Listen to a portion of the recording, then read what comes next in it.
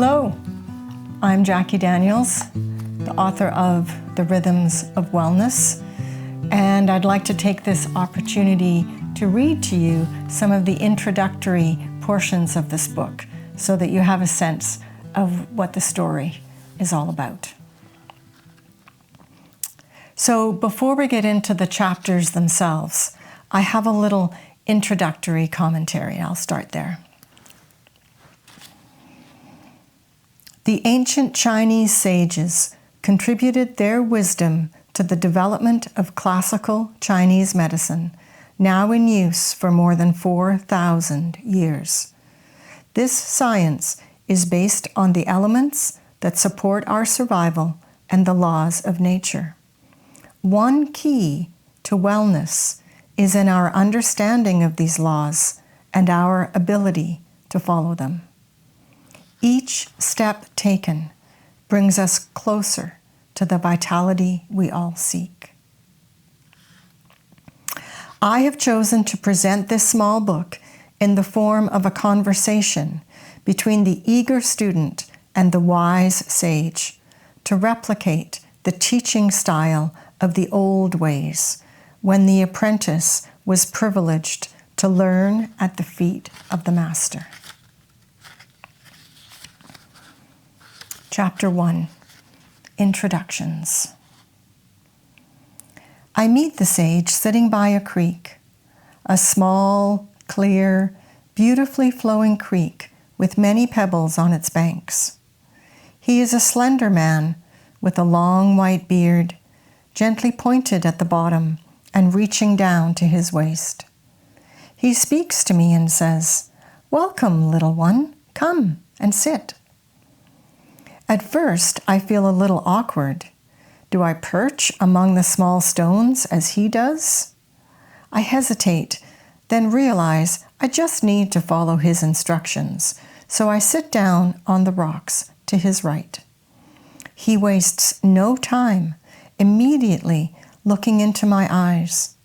I sense that he is seeing into every part of me, physical, mental, emotional. I had intended to formally introduce myself, which now seems unnecessary. Instead, I ask simply, "Great sage, are you willing to teach me?" "Yes," he responds. "What type of study are we to venture into?" "A study of the life force that animates and enlivens all living beings." How do we begin? We begin with the cycles of nature. Listen carefully. In the night, much is still and quiet. The nocturnal creatures may be active, but seldom are they loud. They go about their tasks, allowing you to sleep.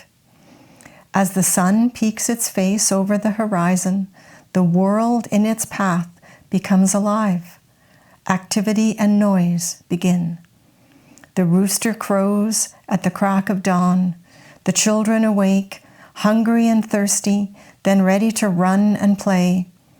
The cycles of the sun influence your internal cycles. If you follow these cycles, if you honor them, you will notice this supports your functioning in a very tangible way.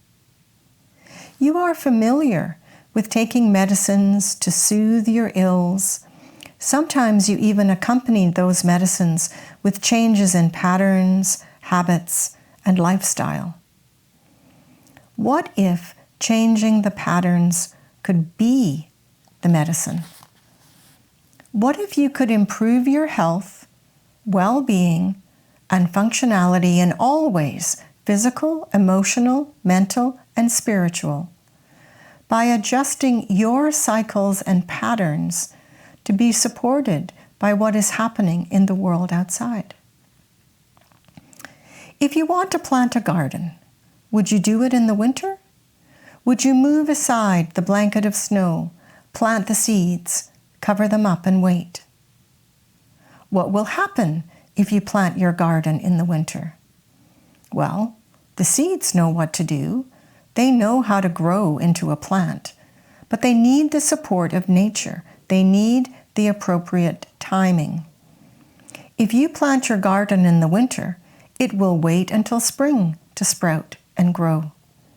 If you plant your garden in the spring, it will sprout and grow readily, and you will see the first shoots emerging from the earth in about 10 days. If you use your garden to feed your family, when is the ideal time to plant if you are hoping for a speedy harvest?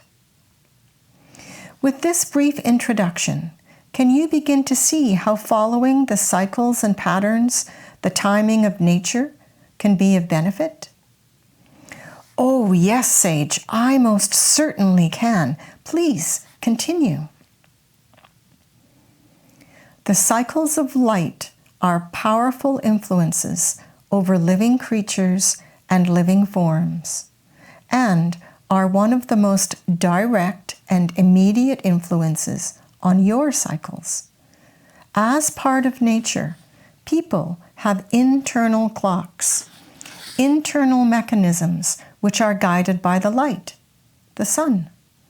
Just as creatures hibernate in winter and people sleep at night, the light of day holds within it a much ignored series of additional cycles that promote and support health and longevity.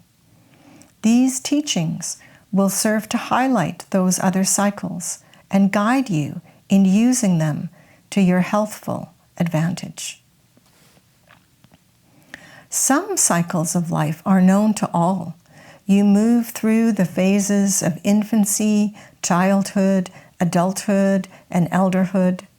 The cycles of the seasons take you through the year, from winter through spring to summer and fall.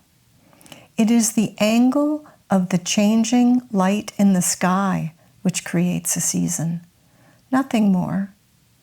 The orbit of the earth around the sun, its distance from the sun at any given time, affects the earth and its inhabitants profoundly.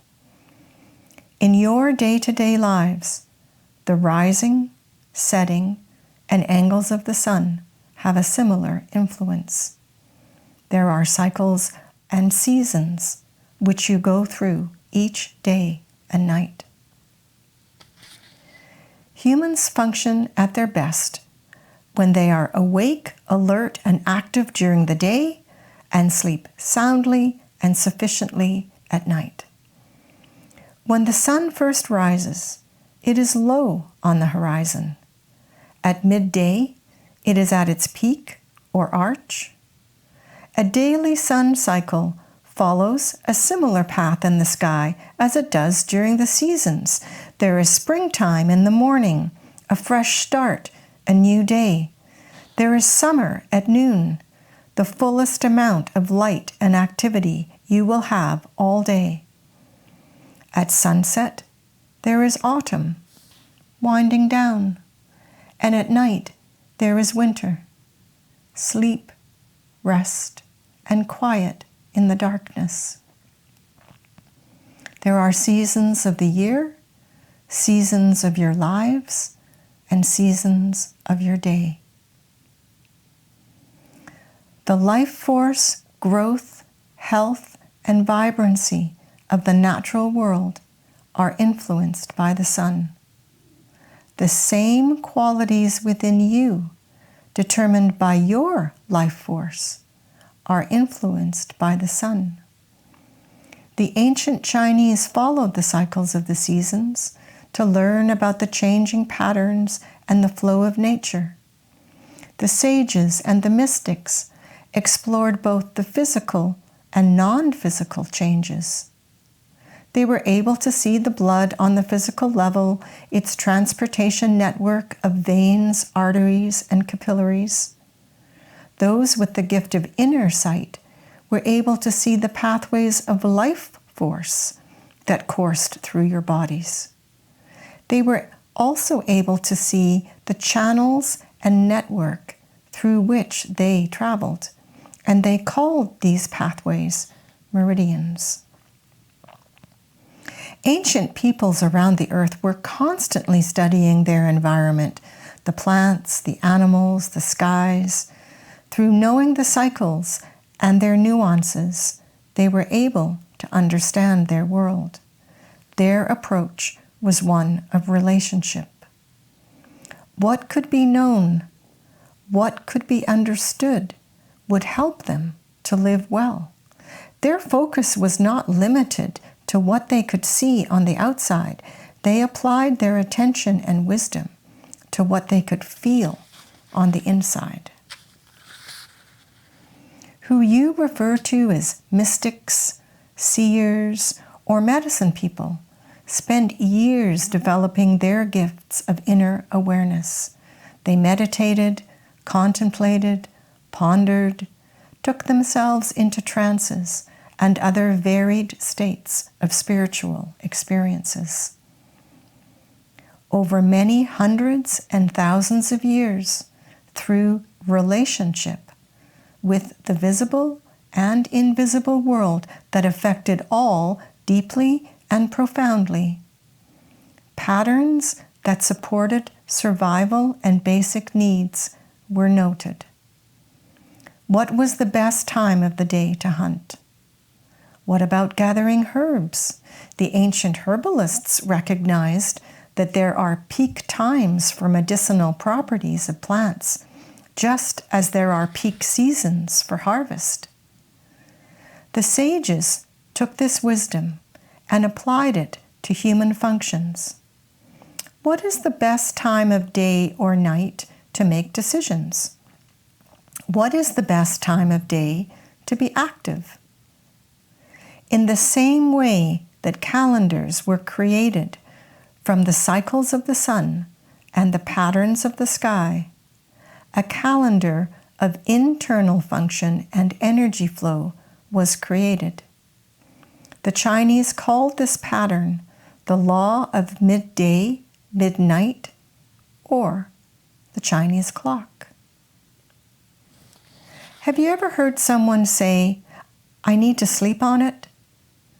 The ancient Chinese discovered that the function within you of decision-making and judgment is related to the cycle of your life force that is most active during the night after you fall asleep. You may know from experience that you compromise your ability to make sound judgments and decisions if you do not sleep well. You also know that you don't function as well if you work during the night and sleep during the day. Some of the patterns they discerned have been remembered and practiced through time. Some have been forgotten. But the wisdom has not been lost. It may have been buried in the excitement and possibilities of analytical science, but your biology has not changed. The cycle of the seasons and the path of the sun across the sky is still the same as it was. You can choose to apply these principles in your life. You can allow nature's changing cycles and patterns to support your own functionality, specifically in terms of your health and well-being.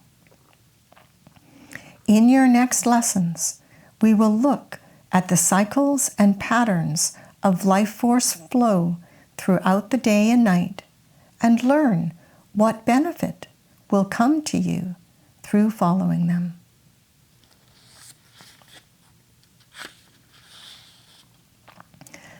Chapter 2, Meridians and Timing. Sage, before we begin, can you offer instruction on the nature of the meridians in the body? How do they relate in a practical way to the cycles of nature of which we are a part? The key features of life are movement and energy. The storehouse for this capacity is understood in Chinese medicine to be the meridians and their associated vessels. The meridians are the pathways or channels of this life force energy, which is sometimes referred to as chi.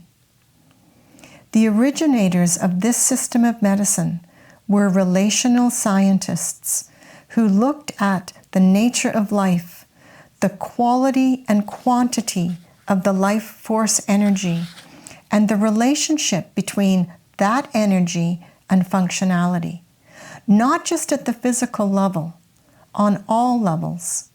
You do not merely function as anatomical machines. You have thoughts, feelings, mood, character, personality, preferences, talents, and creativity. These are as much a feature of life as digesting and eliminating. And people who are ill have less capacity for the variety of dynamic expressions in these areas than a well person. When you don't feel well, you don't live well. When your vitality is compromised, so is your joy. The intricate framework of life force energy patterns reveals that each meridian has a peak functioning time and a low functioning time within a 24-hour cycle, the time it takes for one revolution of the earth. The inherent purpose of each meridian flows through the body in phases and stages like the rising and falling of a wave. Each function within you comes into fullness like the crest, rising and contributing for 2 hours and then crashing as the momentum is passed along to the next meridian. When each meridian has made its contribution, the cycle begins again to keep you functioning day after day. The Chinese clock is the chart of these functions.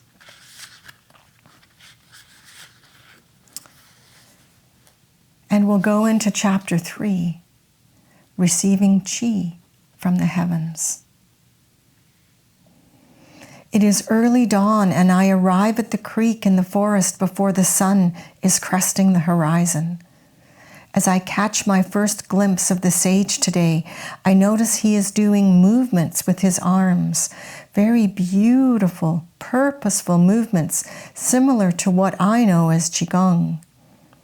A blue and white bird is playfully dodging and darting around his hands as if anticipating each move and then quickly getting out of the way.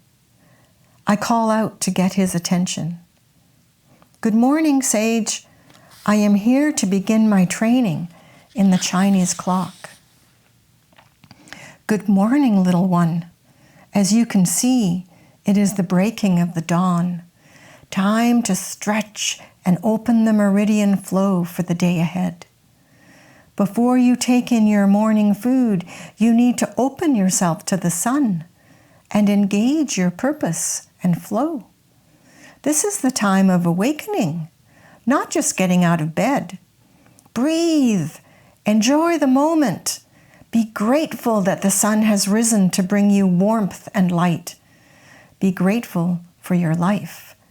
You have been given the gift of another day." This time is called receiving chi from the heavens, as it supports your function of receiving in the body, mind, and spirit.